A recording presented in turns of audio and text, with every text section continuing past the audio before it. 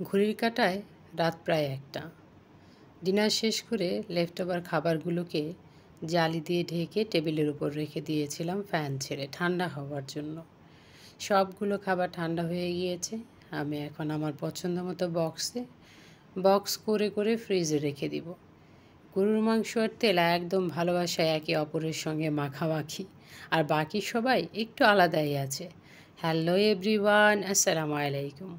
আমাদের গল্পগাথা থেকে আমি রুবা ছোট ছোট কাজ, গল্প আর কথা নিয়ে চলে এসেছি আমার বন্ধুদের সঙ্গে গল্প করতে। কেমন আছে আমার সকল বন্ধুরা, ইউটিউব পরিবার ও ইউটিউব পরিবারের বাইরে? আই হোপ সকলেই অনেক অনেক ভালো আছে। কামনা করি এবং দোয়া করি সকলেই ভালো থাকুক, সুস্থ থাকুক। আলহামদুলিল্লাহ, পরম সৃষ্টিকর্তার অসীম রহমতে এবং আমার বন্ধুদের দোয়ায় আমি এবং আমার পরিবার সকলে মিলে অনেক অনেক ভালো আছি। আজকের ব্লগটা আমি শুরু করেছিলাম ঈদের দ্বিতীয় দিন পার করে রাত থেকে। শুভ সকাল মাই ইউটিউব ফ্যামিলি। পরের দিন সকালবেলা ঘুম থেকে উঠেই টেবিলটাকে গুছিয়ে নিচ্ছি। রাতের বেলাতেই অনেকগুলো ডিশ ওয়াশ করে ডাইনিং টেবিলে, টি টেবিলে, পাশের সেলফে সবগুলোকে উল্টো করে রেখে দিয়েছিলাম পানি ঝরে যাওয়ার জন্য। সকালবেলায় অফ ক্যামেরায় অনেক কাজ সেরে নিয়েছি, তারপর সেগুলোকে গুছিয়ে এক পাশে রেখে দিলাম। আর এই যে অফ ক্যামেরায় কিন্তু আমরা নাস্তাটাও সেরে নিয়েছি। নাস্তা সেরে চা বানিয়ে নিয়ে বসে গিয়েছি এই সবুজ শাকসবজিগুলো নিয়ে খেলা করতে। হাসি মজা খেলা আর গরম গরম চায়ের সঙ্গে কাজ করে নিতে আমার ভীষণ ভালো লাগে। তাই তো আমি গল্প করতে করতে আমার বন্ধুদের সঙ্গে এই দেখো সবগুলো শাক কেটে নিয়েছি। এখানে 2 রকমের সবজি ছিল, সবজি মানে শাক ছিল। পাট শাক, আর একটা ছিল কলমি শাক, আর এটা ছিল ধনেপাতা। তিনটাকেই আমি চা খেতে খেতে কিন্তু পরিষ্কার করে বেছে নিয়েছি। ভীষণ পাট শাক খেতে ইচ্ছে করছিল, আর এই কলমি শাকটাকে রেখে দিব, আর পাট শাকটাকে আমি আজকে ভাজি করে নেব। গরম গরম পাট শাক, মরিচ ভাজা আর গরম ভাত, কি আর লাগে। মরিচটা কিন্তু অবশ্যই শুকনো মরিচ। অনেকে আবার পাট শাকের সঙ্গে কাসুন্দি খায়, আমার ওটাতে ভালো লাগে না। আমার কাছে গরম ভাত, তেলের উপর ভাজা শুকনো মরিচ আর পাট শাক ভাজি, পোলাও মাংস, কোরমা রোস্ট, বিরিয়ানি আর মিষ্টি খাওয়ার পর এই রকম এক প্লেট ভাত কার কার ভালো লাগে আমাকে ছোট্ট একটা কমেন্টস করে জানিয়ে দিও। প্রিয় বন্ধু, তুমি যেখান থেকে আমার এই ব্লগটিকে কন্টিনিউ করছো, দেশে কিংবা দেশের বাইরে, ছোট এবং বড়, দিদি ভাই, দাদা ভাই, সোনা আপমনি, যে যেখান থেকেই দেখছো, একটা লাইক দিয়ে কন্টিনিউ করো। তোমার একটি লাইক এই লাইফস্টাইল ব্লগটিকে নতুন নতুন অনেক ভিউয়ারের কাছে পৌঁছে যেতে সহযোগিতা করবে। তোমাদের সঙ্গে গল্প করতে করতে আর রিকোয়েস্ট করতে করতে আমি কিন্তু আমার ফ্রিজটাকে পরিষ্কার করে নিয়েছি। কেন বলো তো? পরিষ্কার তো এদের আগেও করেছিলাম। পায়েস খেতে গিয়ে কে যেন ফ্রিজটাকেও পায়েস খাইয়ে দিয়েছে। সকালবেলা ঘুম থেকে উঠে ফ্রিজ খুলেই দেখি ফ্রিজ আর পায়েসে মাখামাখি। প্রিয় বন্ধু, তুমি যদি আজকে আমার চ্যানেলে প্রথম ভিজিট করে থাকো, তাহলে বলবে একটা লাইক দিয়ে সাবস্ক্রাইব করে বেল বাটনটি অন করে অল অপশনটি সিলেক্ট করে রেখো। এতে আমি যখন ভিডিও আপলোড করব তোমার কাছে নোটিফিকেশন পৌঁছে যাবে। তুমি সবার আগে এই রকম লাইফস্টাইল ব্লগ দেখে নিতে পারবে। আর যদি তোমার ভালো লেগে যায় তাহলে ফ্যামিলি এবং তোমার ফ্রেন্ডসদের সঙ্গে শেয়ার করে দিও। আর যদি ভালো না লাগে তাহলেও দেখতে থাকো। দেখতে দেখতে হয়তো কখনো কোনো অংশ ভালো লেগে যেতে পারে। সেই ভালো লাগা অংশটুকুর জন্য একটি লাইক দিয়ে কন্টিনিউ করতে থাকো। যদি কখনো ভালো লেগে যায় তাহলে তুমি ভালোবেসে সাবস্ক্রাইব করে বেল বাটনটি অন করে অল অপশনটি সিলেক্ট করে দিও। আমার বন্ধুদেরকে রিকোয়েস্ট করতে করতে আমি কিন্তু ফ্রিজটাকে পুরোই ক্লিন করে নিয়েছি। সবজি, সালাদ আইটেমগুলোকে আলাদা আলাদা শপিং ব্যাগে করে গুছিয়ে নিয়ে ভেজিটেবল বক্সে রেখে দিয়েছি। আর ওই যে কলমি শাক রেখেছিলাম কেটে, পানি দিয়ে কিন্তু ওয়াশ করে নিই, সেগুলোকে আমি কেটে বেছে আলাদা করে কাপড়ের শপিং ব্যাগে মুড়িয়ে ফ্রিজে রেখে দিয়েছি। এগুলোতে কিন্তু আমি পানি দিয়ে ভিজাইনি, এগুলো পানিতে ভিজালে নষ্ট হয়ে যাবে।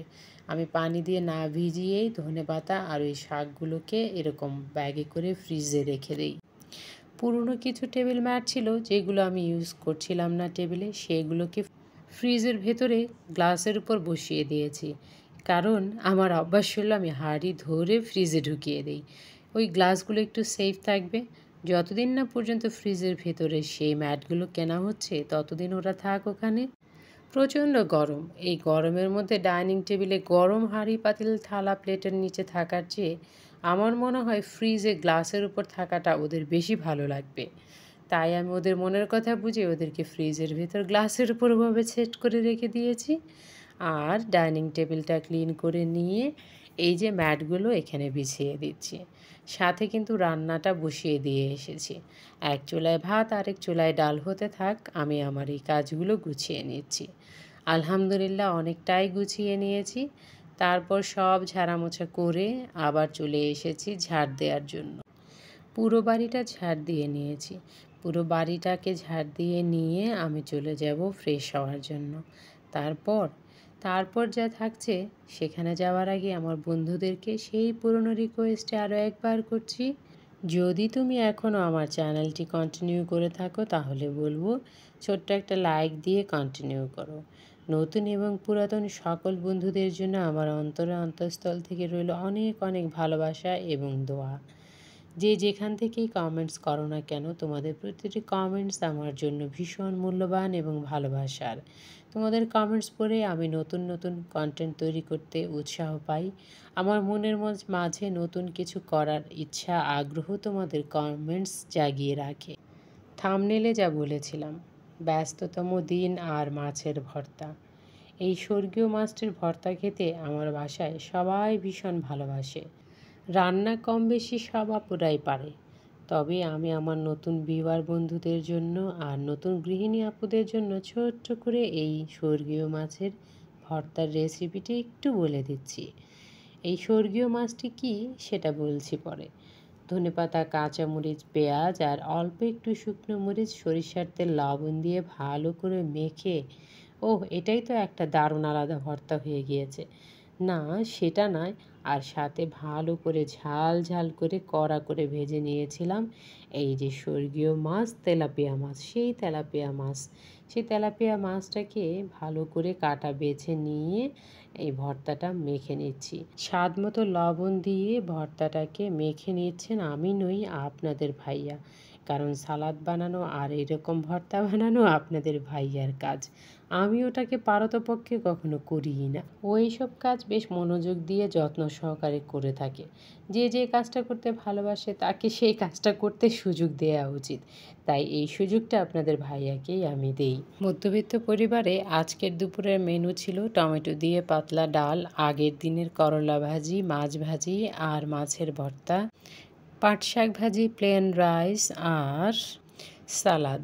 সব মিলিয়ে অসাধারণ ছিল আলহামদুলিল্লাহ। সন্ধ্যার পর আমরা একটু বাইরে গিয়েছিলাম বিশেষ কাজে, তো সেখানে লোডশেডিংয়ের কারণে কাজটা করতে পারছিলাম না।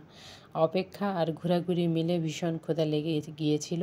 আশা করছি শুরু থেকে শেষ পর্যন্ত আমার সঙ্গেই ছিলে। আর এতক্ষণ পর্যন্ত দেখানো কোনো অংশ যদি এতটুকু ভালো লেগে যায় তাহলে একটা লাইক দিয়ে সাবস্ক্রাইব করে ছোট্ট একটা কমেন্টস করে আমাকে জানিয়ে দিও কোন অংশটি ভালো লেগেছে।